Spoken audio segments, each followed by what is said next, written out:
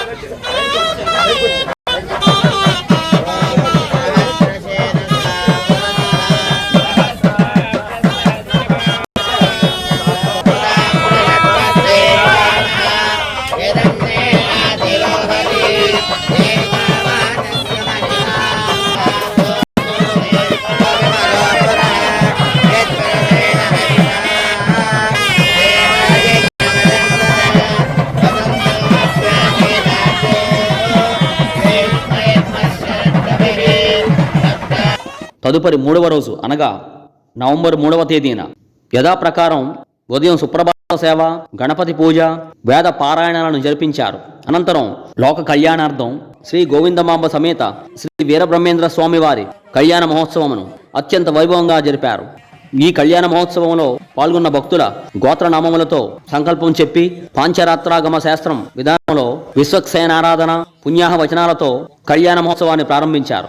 కంకణధారణ, నూతన యజ్ఞోపవీత సమర్పణ, జీలకర్ర బెల్లం, మాంగళ్యధారణ, తలంబ్రాల ప్రక్రియ, కట్నాల చదివింపులను కడు కమనీయంగా జరిపించారు. మంత్రపుష్పం, మంగళ శాసనాల తరువాత భక్తులకు వేద ఆశీర్వచనాలు అందజేశారు.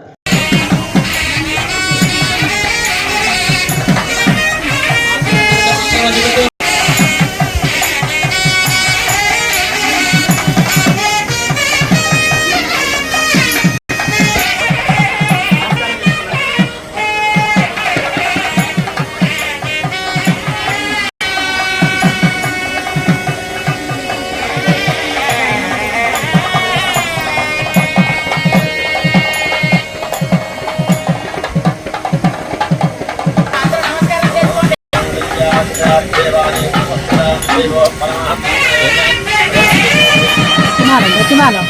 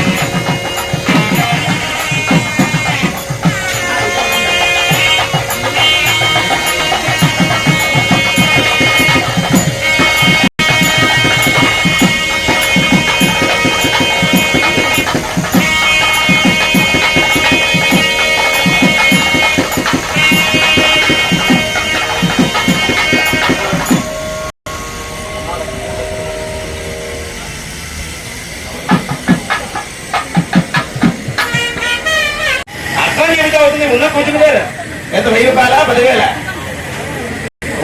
ముందు మగపిల్లలు ఇస్తారట. ఏమన్నా అంతేనా బాబు? గోత్రం పేరు చెప్పండి అన్న. పేరు విధంగా అమ్మవారి తరపున 1116 రూపాయలు కట్నంగా ఎంచున్నారండి. మాణిక్యేశ్వర గారు స్వామి వాళ్ళ కలెక్షన్లతో 516 రూపాయలు. శ్రావణి నంబరు ప్రణత సాయి ప్రధాన మొత్తం 1516 రూపాయలు కట్నంగా చేస్తున్నారు. బాబు అదిగోండి, అదే విషయం అండి. వచ్చింది అందులో సగమైనా ఉండాలి కదా. చెప్పండి పేరు వంగ అప్పలరాజు గారు ఎక్కడున్నారండి? సకల సురభరణి కలిశేరస్పరేణ మగడ తనగణ జన్మితాని గణకిరణ ప్రసరణ వికసన చరణారవింద ముకుంద కరుణాభరణ భూత నిఖండ నిగమాగమ సాగర కంభసం భవశాప భంజన విశ్వ నిర్మాణ చాతురీ ధురీణ విశ్వకర్మీనా వేణు ముగణము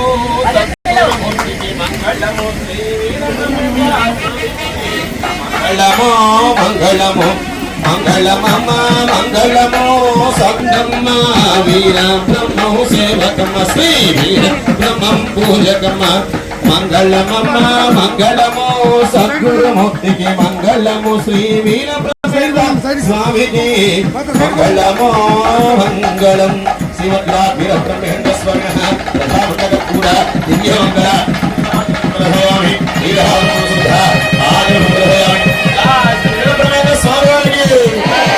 అనంతరం జగద్గురు శ్రీ శ్రీ శ్రీ కాంతేంద్ర స్వామి వారు భక్తులకు అనుగ్రహ భాష్యాన్ని ప్రవచించారు. శ్రీ వీరబ్రహ్మేంద్ర స్వాముల వారి జన్మ వృత్తాంతాన్ని విశదీకరించారు. స్వామివారి మహామంత్రాన్ని ఉపదేశించారు. ఈ పీఠాన్ని ఈ పంచనంది కొండ పీఠం స్వాముల వారు ఎక్కడ పుట్టారు?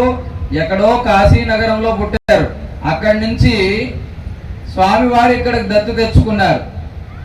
సరస్వతి నది ఒడ్డున బ్రహ్మాండపురం, అంటే ఈ బ్రహ్మాండపురంలో సరస్వతి నది ఒడ్డున స్వామివారు పుట్టారు. ప్రకృతాంబ పరిపూర్ణయాచార్య దంపతులకి చాలా అల్లారు ముద్దుగా చక్కగా పుట్టారు స్వాముల వారు. జగద్గురు శ్రీమద్ విరాట్ పోతులూరు వీర బ్రహ్మేంద్ర స్వామి ఏ రోజున పుట్టారండి? ఈ కార్తీక శుద్ధ ద్వాదశి రోజున పుట్టారు. ఎప్పుడు కనిపించారు వాళ్లకు? పుట్టి స్వామివారు తల్లి కాన్పు జరిగిన తర్వాత అత్రి మహర్షికి ఈ కార్తీక శుద్ధ ద్వాదశి రోజున కనిపించారు.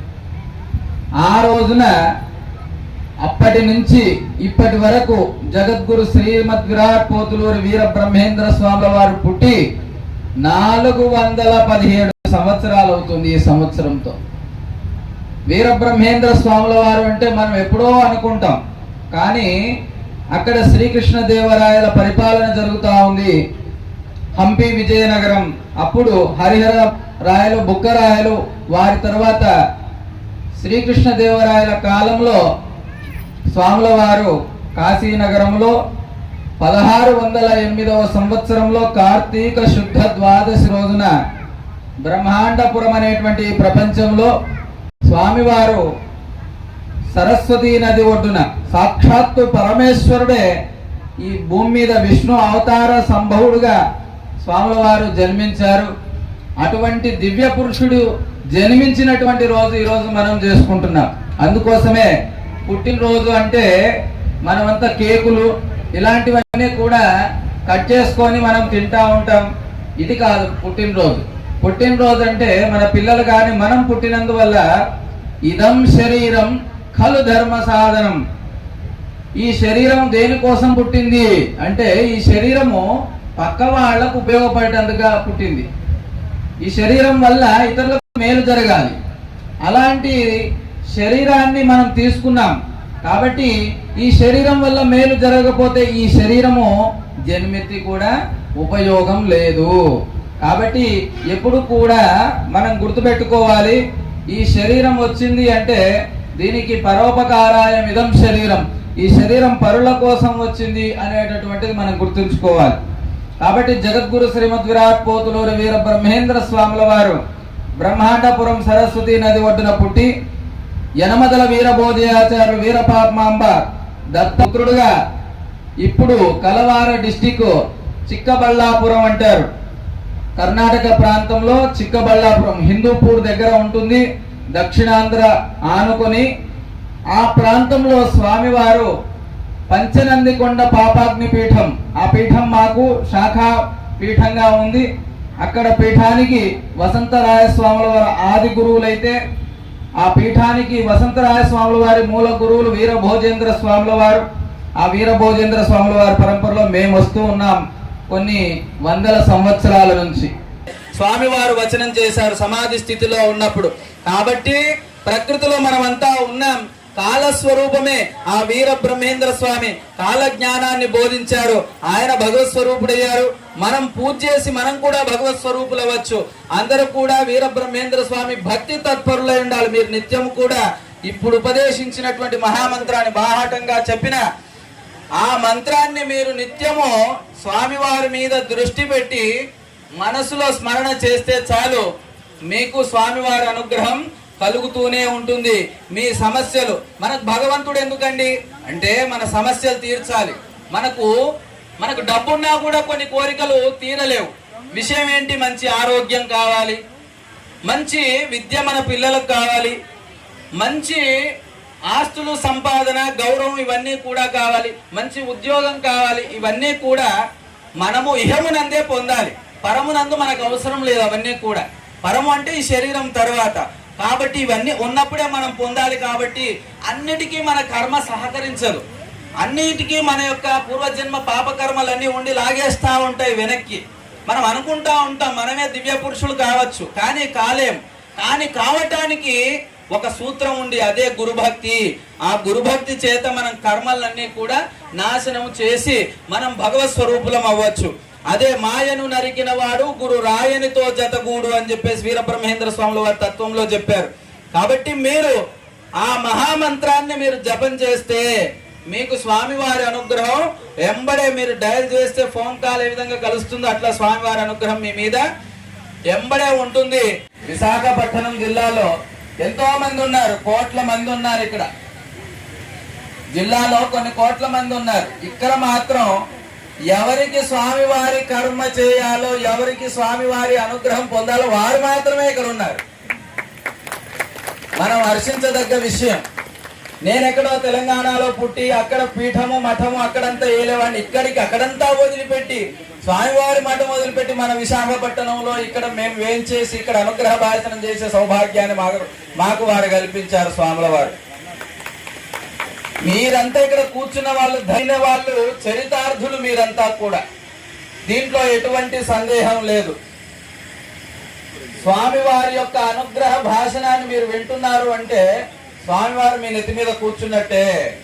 స్వామివారి కాలజ్ఞానంలో ఒక మాట అన్నారు, గుర్తుపెట్టుకోండి. నా భక్తులు వత్తులై నిలిచారు అన్నారు. ఎలాంటి ప్రళయాలు అంటవు అని చెప్పారు వీర బ్రహ్మేంద్ర స్వాముల వారు. మరి అది గొప్ప విషయం. స్వామివారిని మనం ఎందుకు పూజ చేయాలి కలియుగంలో అంటే, స్వామివారు చెప్పలేదంటనకపోయ్యరు తప్పదిదిగో గురుని వాక్యము, తప్పుత్రోవల పోవు వారల చప్పరించి మృంగ శక్తులు అని చెప్పారు. నేను సమాధిలో ఉండి మిమ్మల్ని రక్షిస్తా పర్వాలేదు, కానీ బయట శక్తులు మీకు చుట్టుముట్టి ఉంటాయి, మీరు తప్పు త్రోవలో పోవద్దండి అని చెప్పేసి స్వాముల వారు ఆ కాలంలోనే, నేను చెప్పలేదని అనుకోకండి, మీకు అందరికీ బోధ చేశాను నేను, నా బాటలో రండి, మంచి సన్మార్గంలో రండి అని వీరబ్రహ్మేంద్ర స్వాముల వారు ఆ కాలంలోనే ప్రవచించారు. నేను సమాధి అయిపోతే మరి సమస్త ప్రజావళి ఏం కావాలి అని భవిష్యత్ అంతా కూడా ఆలోచించి సమస్త సమాజానికి అంతా కూడా కాలజ్ఞానాన్ని బోధించినటువంటి మహనీయుడు మన జగద్గురు శ్రీమద్ విరాట్ పోతులూరి వీరబ్రహ్మేంద్ర స్వాముల వారు. వీరబ్రహ్మేంద్ర స్వాముల వారికి మధ్య మధ్యలో మనం భగవన్నామ స్మరణ చేయాలి. ఇక్కడ చేస్తే కందిమల్లాయపల్లెకి వినిపించాలి. ఆ విధంగా మన ఘోష ఉండాలి. ఎక్కడైతే స్వామివారి నామస్మరణ ఉంటుందో అది స్వామివారు అక్కడ వింటూ ఉంటారు. అసలు విషయం ఏంటో తెలిసిన, సమాధిలో స్వామివారు ఇప్పటికీ సజీవంగా ఉన్నారు. స్వామివారి పాదాలను మీరు ధ్యానం చేయాలి. ఎవరు కూడా బయట పుష్పాలు పెట్టొద్దు, లోపలనే అనుకోవటం మాత్రమే, భావన మాత్రమే మీరు చేయాలి. నమ అని చెప్పి మీరు అక్కడ పుష్పాలు పెట్టండి. ఓం నమో వీరబ్రహ్మణే. గంధం మనసులో మాత్రమే, బయట కళ్ళెవరు తెరవద్దు, మనసులో మాత్రమే చేయాలి. గంధం చల్లినట్టుగా భావించండి, గంధం చిలకరించినట్టుగా భావించండి. ఓం నమో వీర ప్రేయంలో ఓం నమో వీర బ్రహ్మణే. నైవేద్యం దీపం చూపిస్తున్నట్టుగా చారు పాదాలు కనిపించాలి, ఆ విధంగా భావించండి. తర్వాత ఓం నమో వీర బ్రహ్మణే. ఇప్పుడు స్వామివారికి హారతి ఇవ్వండి. నక్షత్రం మంచి సుదినమున మీకంతా కూడా బ్రహ్మేంద్ర స్వాముల వారి మహామంత్రాన్ని మీకు ఉపదేశించడం జరిగింది. మీరు నిత్యము స్వామివారి మీద భక్తితో మీరు స్మరిస్తే చాలు, మీ వెన్నంటే ఉంటాడు ఆయన. ఎక్కడా పోలేదు ఆయన. కందిమల్లాయపల్లిలో శరీరము సజీవంగా ఉంచి సమస్త భక్తుల హృదయాల్లో నిండిపోయి ఉన్నారు ఆయన. కాబట్టి మీరు స్మరణ చేయటమే చాలు. మీకు ఫోన్ నెంబర్ ఇచ్చాను స్వామివారిది. ఆ అష్టాక్షరి మహామంత్రాన్ని మీరు చక్కగా జయ వీర బ్రహ్మ జై గోవింద మాంబ జై గోవింద మాంబ జై జై జయ వీర బ్రహ్మ జై జయ వీర బ్రహ్మ జై గోవింద మాంబ జై. తదుపరి శ్రీ సాయి కళానికేతన్ నాట్య గురువులు లాభిత, లిఖిత, కళాకారిణి లక్ష్మిలో ప్రదర్శించిన భరతనాట్య ప్రదర్శన అందరినీ ఆకట్టుకుంది.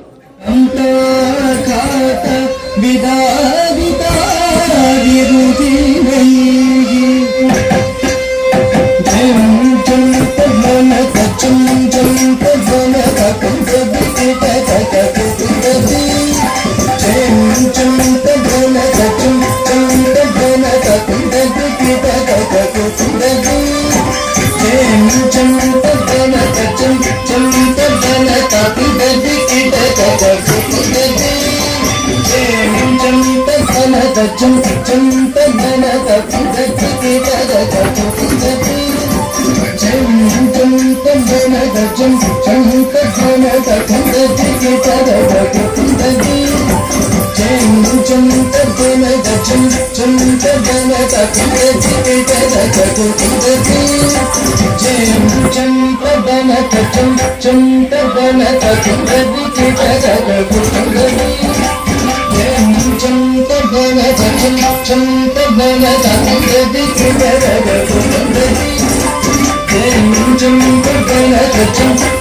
అనంతరం సాహిత్య ప్రపూర్ణ డాక్టర్ కేజీ వేణు స్వామివారి మహత్యాలను భక్తులకు వివరించారు. ఇవాళ ఆకలి గురించి ఆలోచించి చాలా రుచికరమైన పదార్థం ఏది అంటే భగవంతునిలో మనం లీనం కావడం, భగవంతుని మనం ఆలోచించడం, భగవంతుని ప్రార్థన చేయడం, పోతులూరి వీర బ్రహ్మేంద్ర స్వాముల లాంటి వారిని స్మరించుకోవడం. అంతకన్నా మించిన ఆహారం ఏదైనా ఉంటుందా? ఆయన మహత్యాలలో ఒక మహత్యం మీకు చెప్తాను. పోలేరమ్మతో నిప్పు తెప్పించుకోవడం. ఆ ఊళ్ళో పోలేరమ్మ జాతర జరుగుతూ ఉంటుంది ప్రతి ఏడాది. ఆ ఒలి తీసుకురా, నా చుట్టూ నిప్పు తీసుకురా అంటే అంతవరకు గుడిలో ఉన్నటువంటి పోలేరమ్మ నిప్పు పట్టుకొని అలా గుడి దాటి ఈయన దగ్గరికి వచ్చి అందించిందట. తర్వాత ఈయన అందుకొని సరే నువ్వు వెళ్ళిపో అంటే మళ్ళీ ఆమె మామూలుగా తన గుడిలోకి వెళ్ళిపోయిందట. ఆ దృశ్యాన్ని చూసి మొత్తం ఈ ఊరి పెద్దలంతా ఒక్కసారిగా ఆయన పాదాల మీద పడిపోయారు. ఈ కళ్యాణ మహోత్సవానికి విచ్చేసిన శ్రీ శ్రీ శ్రీ డాక్టర్ కాంతీంద్ర స్వాముల వారికి భక్తులు సాష్టాంగ ప్రణామాలు చేసి స్వామివారి ఆశీస్సులను పొందారు.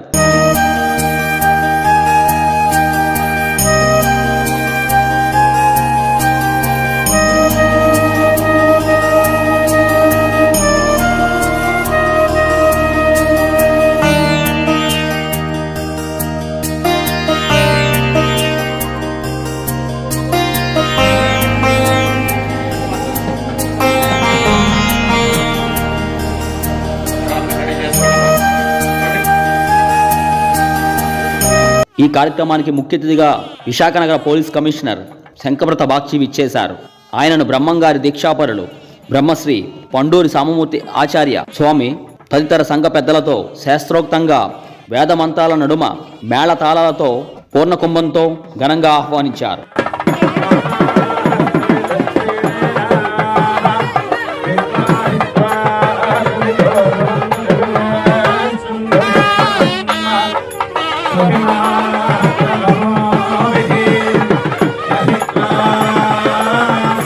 తదుపరి ఆయన గోవిందమాంబ సహిత శ్రీ వీరబ్రహ్మేంద్ర స్వాముల వారికి ప్రత్యేక పూజలు నిర్వహించారు.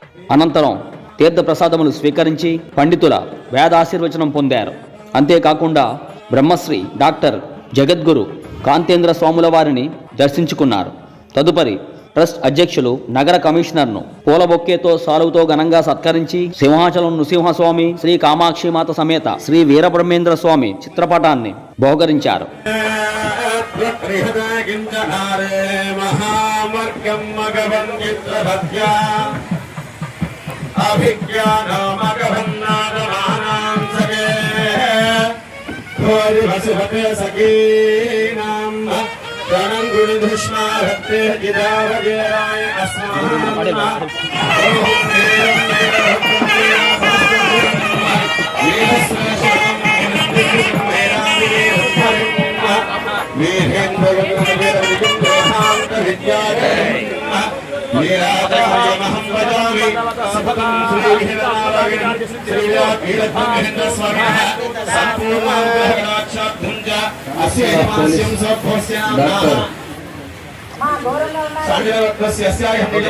కార్యక్రమానికి విచ్చేసిన భక్తులకు బ్రహ్మేంద్ర స్వామివారి సభ్యులకు తదితరులకు సాలువలు పూల బొక్కేలు కండువాలతో ఘనంగా సత్కరించి శ్రీ వీరబ్రహ్మేంద్ర స్వామి మెమొంటోను మరియు సింహాచలం నృసింహస్వామి శ్రీ కామాక్షిమాత సమేత శ్రీ వీరబ్రహ్మేంద్ర స్వామి చిత్రపటాన్ని బహుకరించారు.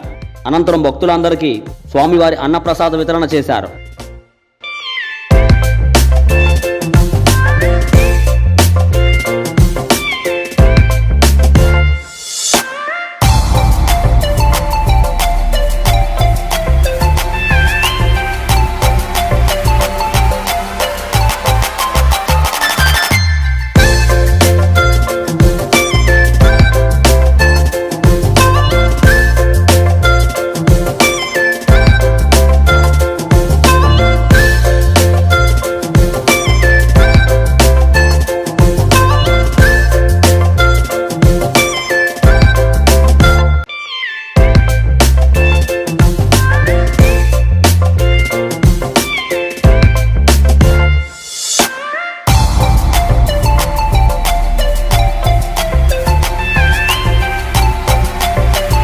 ఈ సందర్భంగా నగర పోలీస్ కమిషనర్ శంకరవ్రత బాగ్చి మీడియాతో మాట్లాడుతూ, నేను ఇంతకుముందు కడప జిల్లాలో పనిచేశాను, ఏఎస్పీ జమ్మలమడుగుగా చేశాను, ఓఎస్డీ రాయలసీమగా చేశాను. అప్పుడు బ్రహ్మం గారి మఠం నేను సందర్శించాను, అక్కడి నుండి ఆశీస్సులు సేకరించాను, తీసుకున్నాను. ఈరోజు ఈ పవిత్రమైన పూజ పండగలో పాల్గొనడానికి నాకు అదృష్టం లభించింది. నేను ఇది నా అదృష్టంగా భావిస్తున్నాను. ఇక్కడ పూజ నిర్వహిస్తున్న అందరికీ నా కృతజ్ఞతలు, ధన్యవాదాలు, అభినందనలు, శుభాకాంక్షలు. భక్తులందరికీ కూడా ఈరోజు ఈ పవిత్రమైన రోజు ఈ పూజలో పాల్గొంటున్న ప్రతి భక్తుడు వాళ్ళు ఆశీస్సులు, వాళ్ళ కళ్యాణం కోసం ఈ పూజ జరుగుతుంది. అందరికీ నా శుభాకాంక్షలు, అభినందనలు. మీరందరూ ఇలాగే ప్రతి సంవత్సరం ఇలా ఘనంగా ఈ పూజ జరుపుకుంటారని ఆశిస్తూ సెలవు తీసుకుంటాను.